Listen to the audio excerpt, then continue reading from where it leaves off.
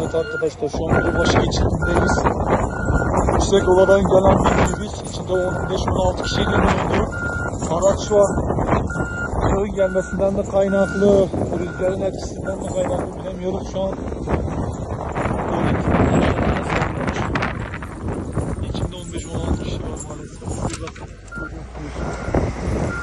Aynen. Vereceğim haberi.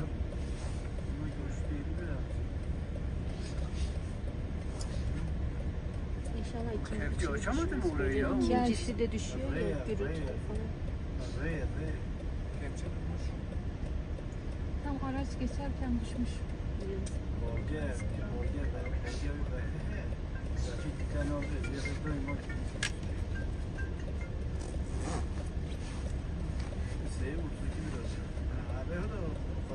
Güzel. Aynı mı değil? Aynı mı değil?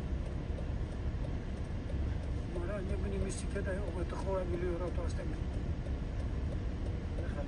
Siz de çoğda hatta hayda insan ülkede o kadar çoğda. Ma çizim takım hoca hay